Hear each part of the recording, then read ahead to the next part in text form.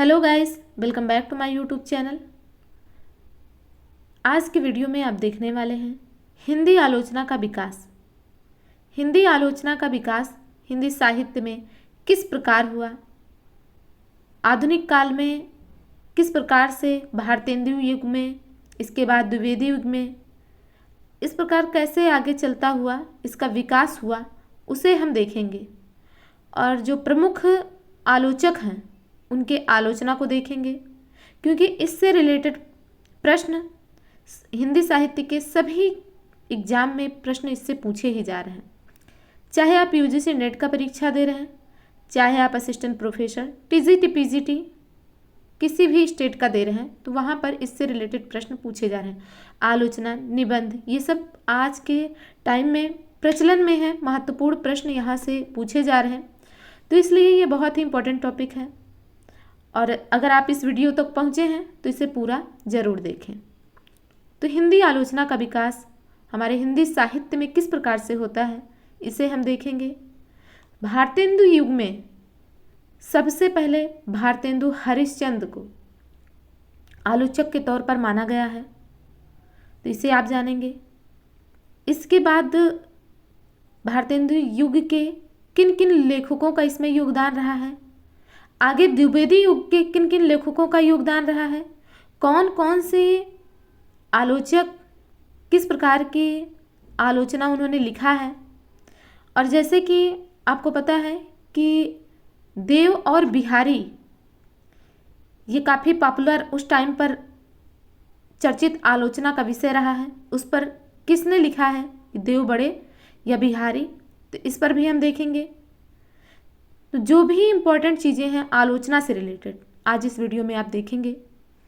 भारतेंदु युग में किस प्रकार से आलोचना का सूत्रपात होता है, यहाँ से हम देख रहे हैं। भारतेंदु हरिश्चंद्र को आधुनिक हिंदी का प्रथम आलोचक माना जाता है, और सैद्धांतिक आलोचना जो है इनका, भारतेंदु का नाटक है, नाटक जो कि 1883 को इन्होंने लिखा है, उसे हिंदी का प्रथम सैद्धांतिक आलोचना माना जाता है। लेकिन डॉक्टर बच्चन सिंह क्या मानते हैं, इन्होंने लिखा है कि भट्ट जी हिंदी के पहले आलोचक हैं और संयोगिता स्वयंवर पर लिखी गई उनकी आलोचना पहली आलोचना है। तो यहाँ से ये कथन भी आप याद रखिए कि डॉक्टर बच्चन सिंह ने क्या लिखा है। उन्होंने कहा है कि भट्ट जी हिंदी के पहले आलोचक हैं और संयोगिता स्वयंवर पर लिखी गई उनकी आलोचना पहली आलोचना। और इसके पहले अन्य लेखकों ने क्या माना है, उन्होंने माना है भारतेंदु हरिश्चंद्र को पहले आलोचक के तौर पर, और जो उनका नाटक जो कि उन्होंने 1883 ईस्वी में लिखा है उसे आलोचना माना है, सैद्धांतिक आलोचना। लेकिन डॉक्टर बच्चन सिंह बालकृष्ण भट्ट को मानते हैं। बालकृष्ण भट्ट ने सन 1886 में हिंदी प्रदीप में लाला श्रीनिवास दास कृत संयोगिता स्वयंवर नाटक का सच्ची समालोचना शीर्षक से आलोचना की है। तो इन्होंने लाला श्रीनिवास दास की नाटक है संयोगिता स्वयंवर, उस पर इन्होंने सच्ची समालोचना के नाम से आलोचना किया है बालकृष्ण भट्ट ने, और इनका ही पत्रिका है हिंदी प्रदीप, उसमें ही इन्होंने 1886 ईस्वी में सच्ची समालोचना नाम से आलोचना की थी। तो ये भी आप याद रखिए। बच्चन सिंह जी किसे मान रहे हैं, बच्चन सिंह बालकृष्ण भट्ट को, बा से बच्चन और बा से बालकृष्ण भट्ट, तो यहाँ से आप याद रखिए। इसके बाद है बालकृष्ण भट्ट को आधुनिक हिंदी में व्यवहारिक आलोचना का जनक माना जाता है। तो व्यवहारिक आलोचना का जनक किसे माना जा रहा, बालकृष्ण भट्ट को। और बच्चन सिंह ने बालकृष्ण भट्ट को प्रथम आलोचक माना है, और उनकी सच्ची समालोचना नाम की जो आलोचना है जो कि संयोगिता स्वयंवर पर लिखी गई है उसे पहली आलोचना माना है। आगे बात जाते हैं बद्री नारायण चौधरी प्रेमघन। इन्होंने आनंद कादम्बिनी जो कि इनकी ही पत्रिका थी, उसमें सन 1885 में बाबू गदाधर सिंह कृत बंग विजेता नामक बंगला उपन्यास के हिंदी अनुवाद की आलोचना की। तो बद्री नारायण चौधरी प्रेमघन ने आनंद कादम्बिनी में सन 1885 में बाबू गदाधर सिंह कृत बंग विजेता नामक बंगला उपन्यास के हिंदी अनुवाद की आलोचना की। तो ये भी आप याद रखिए। इसके बाद है सन 1886 में ही बद्रीनारायण चौधरी प्रेमघन ने लाला श्रीनिवास दास कृत संयोगिता स्वयंवर की आनंद कादम्बिनी में आलोचना की। उधर संयोगिता स्वयंवर में बालकृष्ण भट्ट ने आलोचना की थी सच्ची समालोचना नाम से, और आगे चलकर बद्रीनारायण चौधरी 1886 में आनंद कादम्बिनी नामक पत्रिका में, जो कि इनकी ही पत्रिका थी, उसमें इन्होंने संयोगिता स्वयंवर की आलोचना की। आचार्य रामचंद्र शुक्ल ने लिखा है कि समालोचना का सूत्रपात, यहाँ समझ लीजिए सूत्रपात, हिंदी में एक प्रकार से भट्ट जी और चौधरी साहब ने ही किया। तो शुक्ल जी भी क्या मानते हैं, बच्चन सिंह मानते हैं बालकृष्ण भट्ट को, और आचार्य शुक्ल क्या मानते हैं, ये भी मानते हैं कि भट्ट जी और बद्रीनारायण चौधरी, इन दोनों लोगों ने ही आलोचना का सूत्रपात हिंदी में किया है। तो आपने देखा कि जिसे शुक्ल जी मान रहे हैं उन्होंने क्या किया है, लाला श्रीनिवास दास की कृत जो है संयोगिता स्वयंवर एक नाटक है जिस पर आलोचना लिखा है, और भट्ट जी ने क्या लिखा, सच्ची समालोचना। चौधरी साहब ने क्या लिखा, यानी बद्रीनारायण चौधरी प्रेमघन ने क्या लिखा, उन्होंने आनंद कादम्बिनी में आलोचना की। तो दोनों बातें आपको याद रखनी है। समालोचना में आप देखेंगे कि अच्छाई और बुराई दोनों को सम्मिलित किया जाता है, पर आलोचना में सिर्फ और सिर्फ जो निगेटिविटी होती है उसे ही लगभग लोग प्रदर्शित करते हैं।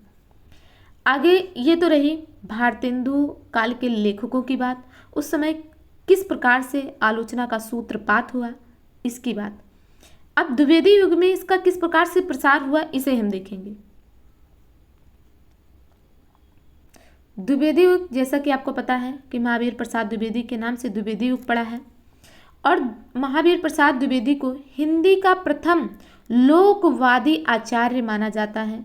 ये भी आप याद रखिए कि हिंदी का प्रथम लोकवादी आचार्य महावीर प्रसाद द्विवेदी को माना जाता है। और आधुनिक हिंदी आलोचना में तुलनात्मक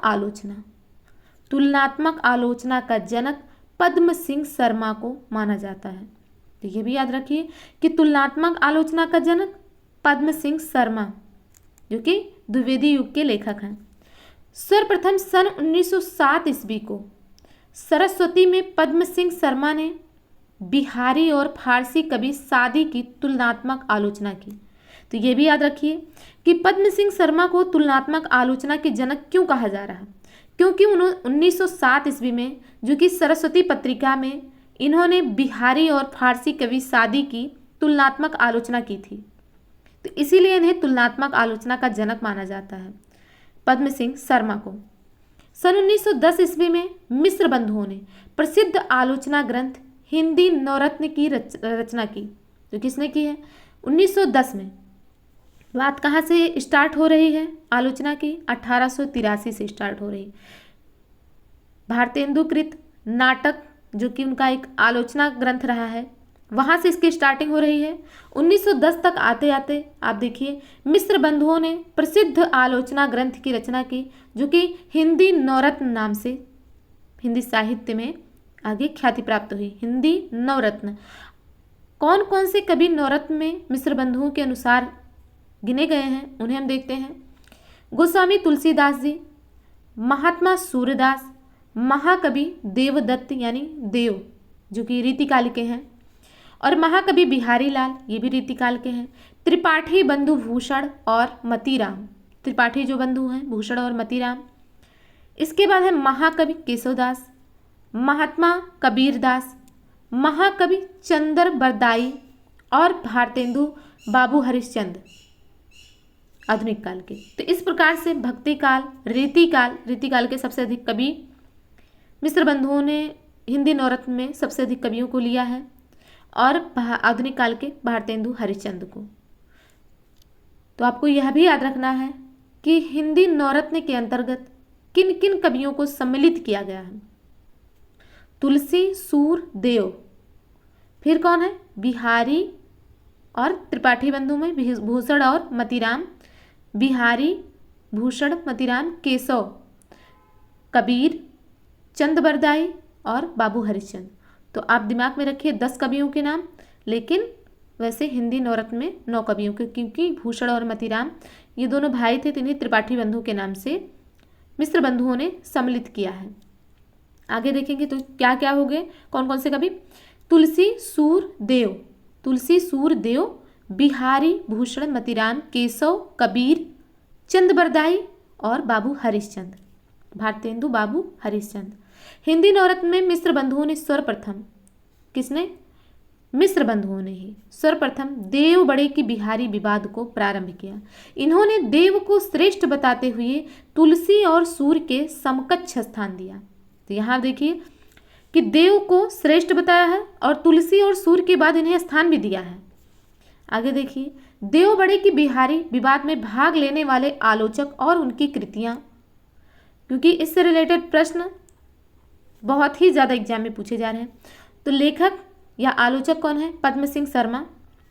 इन्होंने बिहारी सतसई तुलनात्मक अध्ययन 1918 में लिखा। 1910 में जब हिंदी नवरत्न आया और देव को बिहारी से उत्कृष्ट स्थान दिया गया, उन्हें तुलसी और सूर्य के समान स्थान दिया गया मिश्र बंधुओं के द्वारा। तो इसके बाद 1918 में बिहारी सतसई तुलनात्मक अध्ययन लेकर आते हैं पद्म सिंह शर्मा, जिसमें इन्होंने बड़े कवि के रूप में बिहारी को आगे किया। पद्म सिंह शर्मा बिहारी सतसई इन्होंने लिखा, तुलनात्मक अध्ययन किया और बिहारी को बड़ा घोषित किया, बड़े कवि के रूप में माना। अब आगे है कृष्ण बिहारी मिश्र। पद्म सिंह शर्मा के बाद आते हैं कृष्ण बिहारी मिश्र। इन्होंने क्या लिखा, देव और बिहारी, क्योंकि बातें क्या हो रही थी, देव और बिहारी के विषय में। और इन्होंने बड़ा कवि किसे माना, देव को। कृष्ण बिहारी यानी पहले कृष्ण आएंगे, पहले देव आएंगे, फिर बिहारी। नाम से ही इनका थोड़ा सा आपको अनुमान लगाना है। इसके बाद है लाला भगवान दीन। अब सीधा कृष्ण बिहारी के बाद भगवान ही चले आते हैं। इन्होंने बिहारी और देव लिखा और देव और बिहारी लिखा है कृष्ण बिहारी मिश्र ने, और लाला भगवान दीन ने लिखा है बिहारी और देव। और इस प्रकार से इन्होंने भी बिहारी को बड़े कवि के रूप में माना है। तो यहाँ से आप देख सकते हैं मिश्र बंधुओं को जो सपोर्ट कर रहा है, कौन कर रहा है, कृष्ण बिहारी मिश्र कर रहे हैं। इसके बाद हम देखेंगे द्विवेदी युग में रीतिकालीन लक्षण ग्रंथों की परंपरा में प्रकाशित होने वाले शास्त्रीय ग्रंथ। द्विवेदी युग में रीतिकालीन लक्षण ग्रंथों की परंपरा में प्रकाशित होने वाले शास्त्रीय ग्रंथ कौन कौन से, उसे देखेंगे। आलोचक और आलोचना। आलोचक कौन कौन है और उनकी आलोचना क्या है। ज्वाला स्वरूप आलोचक है। इनकी जो रचना है, जो आलोचना है, वो है रुद्र पिंगल। रुद्र पिंगल जैसा कि नाम से ही स्पष्ट है, किसमें, छंदों के विषय में ही बात की गई है। ज्वाला स्वरूप रुद्र पिंगल। ज्वाला कब उठती है, जब शिव जी का रौद्र रूप आ जाता है। तो ऐसे याद रखें, ज्वाला स्वरूप रुद्र पिंगल। प्रताप नारायण सिंह। प्रताप नारायण सिंह। प्रताप नारायण सिंह ने लिखा है रस सुकुमाकर। रस सुकुमाकर प्रताप नारायण सिंह ने लिखा है। जगन्नाथ प्रसाद भानु। जगन्नाथ प्रसाद भानु ने लिखा है काव्य प्रभाकर और छंद प्रभाकर। जगन्नाथ इन्होंने क्या लिखा, जगन्नाथ ने लिखा काव्य प्रभाकर और छंद प्रभाकर, काव्य और छंद लिखा। जानकी प्रसाद। जानकी प्रसाद इन्होंने क्या लिखा, काव्य सुधाकर। काव्य सुधाकर, काव्य को अमृत के समान मान लिया जानकी प्रसाद ने। और जगन्नाथ दास रत्नाकर ने क्या लिखा, घनाक्षरी नियम रत्नाकर। जैसा कि नाम से ही स्पष्ट है कि रत्नाकर जगन्नाथ दास रत्नाकर और इधर घनाक्षरी नियम रत्नाकर। इनका जो आलोचना ग्रंथ है जगन्नाथ दास रत्नाकर का, घनाक्षरी नियम रत्नाकर। घनाक्षरी छंद के समझ लीजिए नियमों को इन्होंने स्पष्ट किया है इस प्रकार से, और रत्नाकर अपने नाम को अपने ग्रंथ में लगा दिया है। आगे है लाला भगवान दीन। इन्होंने लिखा है अलंकार मंजूसा और व्यंगार्थ मंजूसा। लाला भगवान दीन इन्होंने लिखा अलंकार मंजूसा और व्यंगार्थ मंजूसा। तो भगवान दीन ने मंजूसा लिखा, अलंकार और व्यंगार्थ। तो इस प्रकार से ध्यान रखिए कि जो लाला हैं, लाला भगवान दीन हैं, उन्होंने मंजूषा लिखा है, मंजूषा 2 लिखा है, अलंकार मंजूषा और व्यंग्यार्थ मंजूषा। सीताराम शास्त्री आते हैं, इन्होंने साहित्य सिद्धांत लिखा। सीताराम शास्त्री साहित्य सिद्धांत। कन्हैया लाल पोद्दार, इन्होंने क्या लिखा? काव्य कल्पद्रुम और रस मंजरी अलंकार मंजरी। कन्हैया लाल पोद्दार लिखा, इन्होंने लिखा काव्य कल्पद्रुम, रस मंजरी, अलंकार मंजरी। अर्जुन दास केडियाना ने लिखा भारती भूषण। अर्जुन दास केडियाना, भारती भूषण। अयोध्या सिंह उपाध्याय मोस्ट इंपॉर्टेंट है, इन्होंने रस कलश लिखा है, रस कलश आलोचना ग्रंथ लिखा है 1931 ईस्वी में। सुखदेव बिहारी मिश्र, इन्होंने साहित्य पारिजात लिखा है। सुखदेव बिहारी मिश्र साहित्य पारिजात। बिहारी लाल भट्ट, इन्होंने साहित्य सागर लिखा है। विश्वनाथ प्रसाद मिश्र, इन्होंने काव्यांग कौमुदी लिखा है। रामदहिन मिश्र काव्य दर्पण, इंपॉर्टेंट है रामदहिन मिश्र का भी, इन्होंने काव्य दर्पण लिखा है। आगे देखिए, जगन्नाथ दास रत्नाकर, इन्होंने पोप के एस्से एंड क्रिटिसिज्म का पद्यात्मक अनुवाद समालोचना दर्श शीर्षक से किया है। जगन्नाथ दास रत्नाकर ने पोप के एस्से एंड क्रिटिसिज्म का पद्यात्मक अनुवाद किया है, जो कि समालोचना दर्श शीर्षक से किया है। आगे है, हिंदी में शोध एवं अनुसंधान परक समीक्षा का विकास नागरी प्रचारणी पत्रिका के प्रकाशन से माना जाता है। सन 1921 ईस्वी में सर्वप्रथम काशी हिंदू विश्वविद्यालय में परास्नातक MA के पाठ्यक्रम में हिंदी को स्थान दिया गया।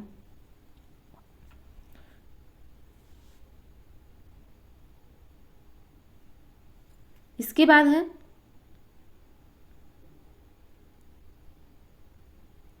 सन 1921 ईस्वी में हिंदू विश्वविद्यालय में प्रथम बार हिंदी अध्यापक के रूप में बाबू श्याम सुंदर दास की नियुक्ति हिंदी के अध्ययन और विकास को प्रेरणा देने के उद्देश्य से की गई।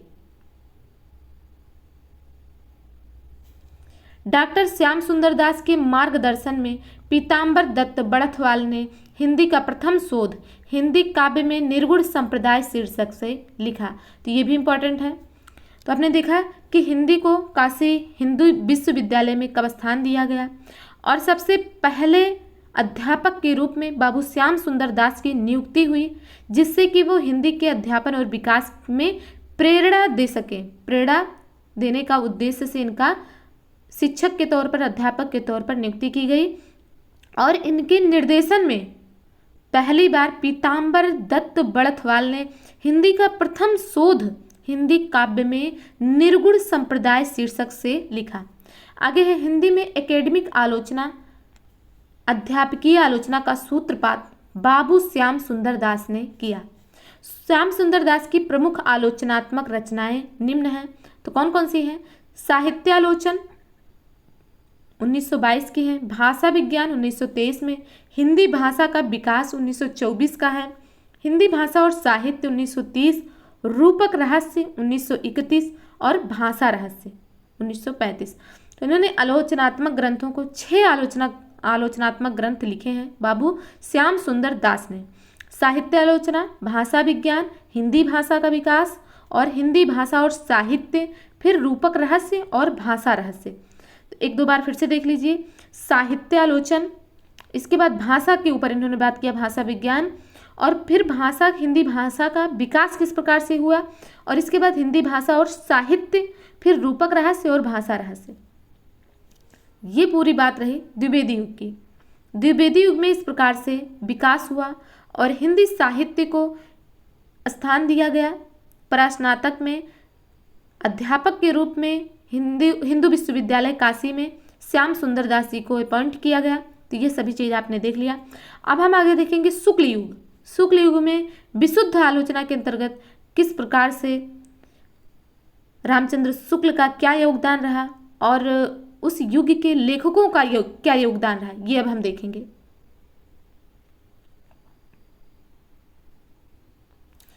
आचार्य रामचंद्र शुक्ल की प्रथम सैद्धांतिक आलोचना काव्य में रहस्यवाद, जो कि 1929 में इन्होंने लिखा वो क्या है, एक निबंध है। आचार्य रामचंद्र शुक्ल की प्रमुख आलोचनात्मक कृतियां निम्न हैं।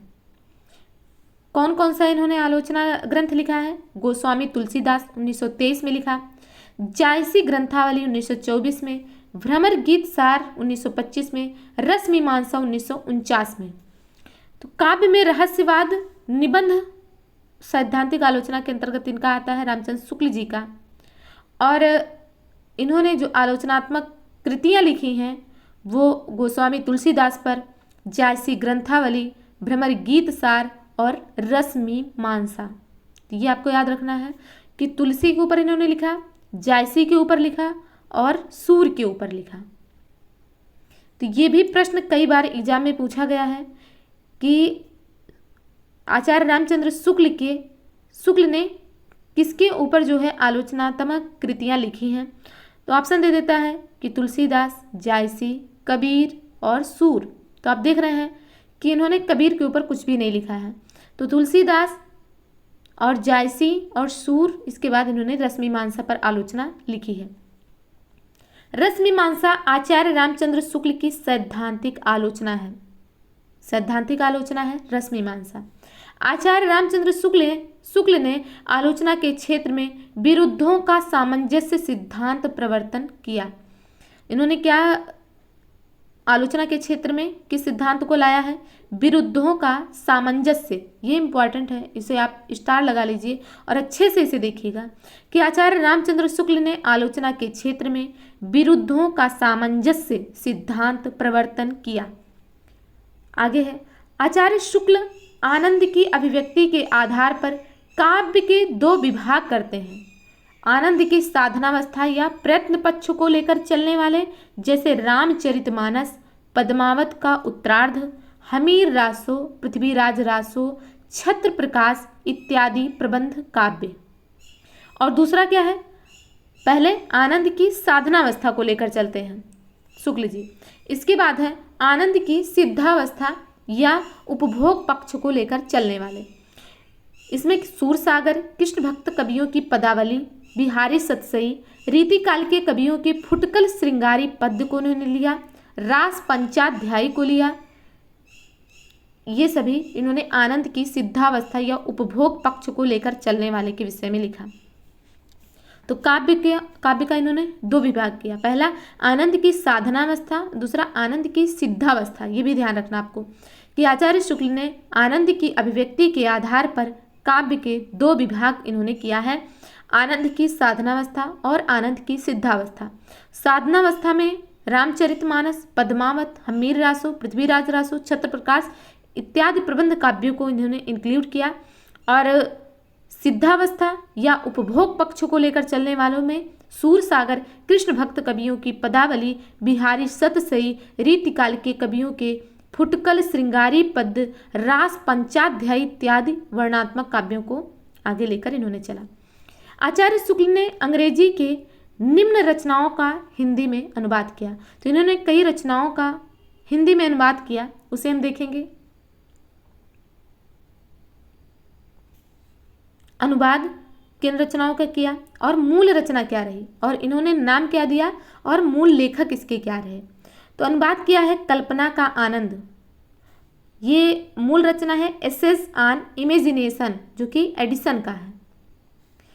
इसके बाद इन्होंने साहित्य लिखा है, जो कि मूल रचना लिटरेचर का ही अनुवाद है।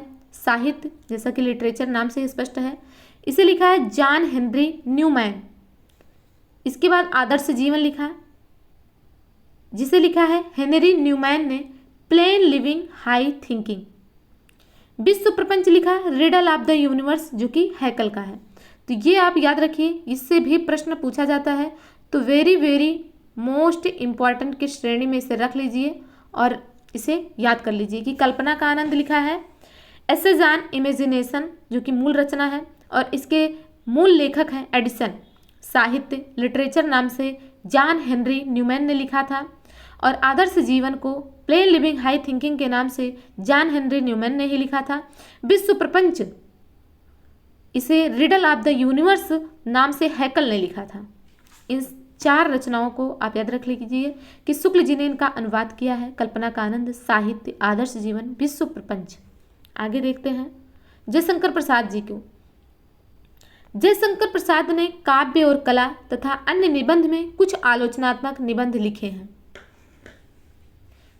जैसा कि आपने अगर पढ़ा होगा तो यूजीसी नेट के पाठ्यक्रम में शुक्ल जी का ही एक निबंध लगा है, कविता क्या है। आप जब इसे पढ़ेंगे तो आप देखेंगे इसकी शुक्ल जी ने काव्य को लेकर किन किन पक्षों को उजागर किया है, और वही चीज़ उन्होंने काव्य के जब 2 विभाग किए हैं, आनंद की सिद्धावस्था, आनंद की साधनावस्था। इसी प्रकार से कविता क्या है में कविता की अनेक विशेषताओं के ऊपर उन्होंने बातचीत की है। तो अगर आपने उस कविता को पढ़ा है, उस कविता क्या है निबंध को पढ़ा है तो अच्छी बात है। अगर आपने नहीं पढ़ा तो उसे एक बार जरूर पढ़िए। जयशंकर प्रसाद ने काव्य और कला तथा अन्य निबंध में कुछ आलोचनात्मक निबंध लिखे हैं। तो ये निबंध संग्रह, इनके आलोचनात्मक ग्रंथों का संग्रह है, काव्य और कला तथा अन्य निबंध। जयशंकर प्रसाद ने लिखा है कि काव्य आत्मा की संकल्पनात्मक अनुभूति है। तो इम्पॉर्टेंट है कि काव्य क्या है। तो जयशंकर प्रसाद ने क्या लिखा कि काव्य आत्मा की संकल्पनात्मक अनुभूति है, यानी आत्मा की मनन शक्ति की वह असाधारण अवस्था जो श्रेय सत्य को उसके मूल चारुत्य में सहसा ग्रहण कर लेती है, काव्य में संकल्पनात्मक अनुभूति कही जा सकती है। तो इस प्रकार से जयशंकर प्रसाद ने लिखा है कि आत्मा की मनन शक्ति कि वह असाधारण अवस्था जो श्रेय सत्य को उसके मूल चारुत्य में सहसा ग्रहण कर लेती है, काव्य में संकल्पनात्मक अनुभूति कही जा सकती है। सुमित्रानंदन पंत जो कि प्रथम छायावादी कवि हैं, इन्होंने छायावादी कविता के बचाव में आलोचना लिखी। सुमित्रानंदन पंत के पल्लव के प्रवेश को छायावाद का घोषणापत्र माना जाता है। बहुत ही इंपॉर्टेंट लाइन है कि छायावाद का घोषणापत्र क्या है। तो पल्लव का जो प्रवेश सेक्शन है, सबसे पहले प्रवेश नाम से मान लीजिए भूमिका जैसी लिखी गई है, प्रवेश को ही छायावाद का घोषणापत्र माना जाता है और इन्हें ही प्रथम छायावादी कवि माना जाता है। और पल्लव जो कि इनकी रचना है उसे सबसे पहला छायावादी रचना मानी जाती है। तो यह आप याद रखिए। कविता के विषय में पंत जी यानी सुमित्रानंदन पंत जी क्या कहते हैं कि कविता हमारे परिपूर्ण क्षणों की बाड़ी है। इसे परिपूर्ण, कविता हमारे परिपूर्ण क्षणों की बाड़ी है। पंत की आलोचना ग्रंथ जो है वो है गद्य पद्य जो कि इन्होंने 1953 में लिखा, शिल्प और दर्शन 1961 ईस्वी में लिखा, छायावाद पुनर्मूल्यांकन 1965 ईस्वी में लिखा है। आगे सूर्यकांत त्रिपाठी निराला ने लिखा है कि कविता परिवेश की पुकार है। यह जो इनकी लाइन है कविता के ऊपर, पंत की, जयशंकर प्रसाद की, सूर्यकांत त्रिपाठी निराला की, ये पूरा का पूरा स्टेटमेंट पूछ लिया जाता है कि किसका है कि कविता हमारे परिपूर्ण क्षणों की बाड़ी है, कविता परिवेश की पुकार है। तो कविता परिवेश की पुकार है, निराला जी की है। सूर्यकांत त्रिपाठी निराला की प्रमुख आलोचनात्मक कृतियां हैं रविंद्र कविता कानन, पंत और पल्लव, प्रबंध पद्य। निराला ने कवित्व को हिंदी का जातीय छंद कहा है। इन्होंने निराला जी ने कवित्व को हिंदी का जातीय छंद कहा है। आचार्य रामचंद्र शुक्ल के अनुवर्ती अन्य आलोचक कौन कौन से हैं? तो कृष्ण शंकर शुक्ला हैं, विश्वनाथ प्रसाद मिश्र हैं, रामकृष्ण शुक्ल, ब्रजरत्न दास, राम कुमार वर्मा, जनार्दन मिश्रा। तो ये सभी आचार्य रामचंद्र शुक्ल के अनुवर्ती आलोचक हैं। कृष्ण शंकर शुक्ल ने लिखा है केशव की काव्य कला, कविवर रत्नाकर, जो कि दोनों ही इंपॉर्टेंट है। कृष्ण शंकर शुक्ल इन्होंने लिखा है केशव की काव्य कला, कविवर रत्नाकर। विश्वनाथ प्रसाद मिश्र ने लिखा है काव्यांग कौमुदी, बिहारी की वाग विभूति, बिहारी वांग में विमर्श, गोसाई तुलसीदास, हिंदी में नाट्य साहित्य का विकास। विश्वनाथ प्रसाद मिश्र काव्यांग कौमुदी, बिहारी की वाग विभूति, बिहारी वांग में विमर्श, गोसाई तुलसीदास, हिंदी में नाट्य साहित्य का विकास। एक बार फिर से देखिए, विश्वनाथ प्रसाद मिश्र इन्होंने लिखा है आलोचना ग्रंथ काव्यांग कौमुदी काव्यों के विषय में चर्चा की है। बिहारी की वाग विभूति, उनके वर्चस्व की। बिहारी और इसके बाद वांग्मय विमर्श और तुलसीदास को इन्होंने लिखा है, विश्वनाथ प्रसाद मिश्र ने। और हिंदी में नाट्य साहित्य का विकास विश्वनाथ प्रसाद मिश्र ने लिखा है। आगे रामकृष्ण शुक्ल ने लिखा है प्रसाद की नाट्य कला। जयशंकर प्रसाद जी के आपको पता है सभी नाटक ऐतिहासिक नाटक के अंतर्गत लगभग आते हैं और बहुत ही बेहतरीन नाटक उन्होंने लिखा है। तो इस पर रामकृष्ण शुक्ल ने प्रसाद की नाट्य कला नामक आलोचना ग्रंथ लिखा है। ब्रजरत्न दास ने हिंदी नाट्य साहित्य लिखा है। और राम कुमार वर्मा लिखते हैं कबीर का रहस्यवाद, इस आलोचना ग्रंथ को लिखा है। कबीर के ऊपर किसने लिखा है? राम कुमार वर्मा ने लिखा है कबीर का रहस्यवाद। जनार्दन मिश्रा लिखते हैं विद्यापति के विषय में, विद्यापति आलोचना ग्रंथ। कृष्णानंद गुप्त प्रसाद जी के 2 नाटक लिखते हैं। कृष्णानंद गुप्त ने लिखा है प्रसाद जी के 2 नाटक। और इसके पहले रामकृष्ण शुक्ल उन्होंने लिखा है प्रसाद जी की नाट्य कला। तो दोनों याद रखिए, कृष्णानंद गुप्त ने लिखा है प्रसाद जी के 2 नाटक। अखोरी गंगा प्रसाद ने लिखा है पद्माकर की काव्य साधना। भुवनेश्वर नाथ मिश्र ने लिखा है मीरा की प्रेम साधना। भुवनेश्वर नाथ मिश्रा मीरा की प्रेम साधना। और कृष्णानंद गुप्त ने लिखा प्रसाद जी के 2 नाटक। गिरिजा दत्त शुक्ल ने लिखा महाकवि हरिऔध और गुप्त जी की काव्य धारा। रामनाथ सुमन ने लिखा प्रसाद जी की काव्य कला। तो प्रसाद जी के विषय में आपने देखा कि प्रसाद जी की काव्य कला के विषय में रामनाथ सुमन भी लिखते हैं। शुक्ल युग के कुछ महत्वपूर्ण शास्त्रीय आलोचक कौन कौन है? जगन्नाथ प्रसाद भानु हैं, इन्होंने रसरत्नाकर और अलंकार दर्पण लिखा है। जगन्नाथ प्रसाद भानु। गुलाब राय, इन्होंने लिखा है नवरस और सिद्धांत और अध्ययन काव्य के रूप। गुलाब राय ने लिखा नवरस, सिद्धांत और अध्ययन काव्य के रूप। रमाशंकर शुक्ल रसाल ने लिखा अलंकार पीयूष, नाट्य दर्पण, आलोचना दर्श। रमाशंकर शुक्ल रसाल ने लिखा है अलंकार पीयूष, नाट्य दर्पण, आलोचना दर्श। वहीं किशोरीदास बाजपेयी लिखते हैं रस और अलंकार। कन्हैयालाल गुप्त लिखते हैं चरित्र चित्रण। पदुमलाल पुन्नालाल बख्शी लिखते हैं विश्व साहित्य विमर्श भी इन्होंने लिखा है। सेठ गोविंद दास ने नाट्य कला मीमांसा लिखा है। लक्ष्मी नारायण सुधांशु लिखते हैं काव्य में अभिव्यंजनावाद 1936 में और जीवन के तत्व और काव्य के सिद्धांत 1942 में। डॉक्टर राम कुमार वर्मा, इन्होंने लिखा है साहित्य शास्त्र 1955 में और साहित्य समालोचना 1938 ईस्वी में। तो आपने देखा कि शुक्ल जी के समकक्ष उन्होंने किन किन कवियों ने आलोचना ग्रंथ लिखा, उनके बाद किसने किसने लिखा है। यानी शुक्ल युग के जो भी लेखक रहे हैं उन सभी ने किस प्रकार से आलोचना के क्षेत्र में अपना योगदान दिया, किस प्रकार भारतेंदु युग से द्विवेदी युग में थोड़ा विकास हुआ और शुक्ल युग में आके बहुत ही अधिक विकास हुआ और लगभग सभी प्रकार के ग्रंथों पर आलोचनात्मक ग्रंथें लिखी गई। तो ये आलोचना जो आज आपने देखा आलोचना का विकास हिंदी साहित्य में, यह आपको पढ़ने में कैसा लगा ये हमें कमेंट के माध्यम से ज़रूर बताएं। और इस सीरीज को आगे जारी रखने के लिए आप कमेंट के माध्यम से बताएं कि क्या इसे जारी रखा जाए, कि आपको आलोचना ग्रंथों को पढ़ाया जाए, इसके बाद निबंधों को बताया जाए कि किन किन राइटर का निबंध कौन कौन सा है और कौन कौन से निबंध इम्पॉर्टेंट हैं, किसमें क्या चीज़ें हैं जो इम्पॉर्टेंट हैं। और ये सभी जो आपने पढ़ा ये सरस्वती पांडे की गाइड से पूरा मैटर है, आप उस पुस्तक से पूरा इसी प्रकार से पढ़ सकते हैं। आगे इसमें कुछ इम्प्रूवमेंट किया जाएगा इस पीडीएफ में।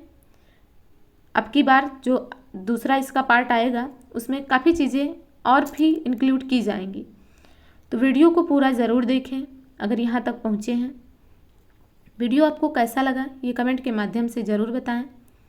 और हिंदी साहित्य जो कि नए क्लेवर में पढ़ाया जा रहा, सिर्फ इम्पॉर्टेंट कथनों को बताया जा रहा, उसे भी आप ज़रूर एक बार विजिट करें, एक बार ज़रूर देखें और अपने एक्सपीरियंस को देखने के बाद आपको कैसा लगा, यह हमें कमेंट के माध्यम से बताएं। वीडियो को देखने के लिए धन्यवाद।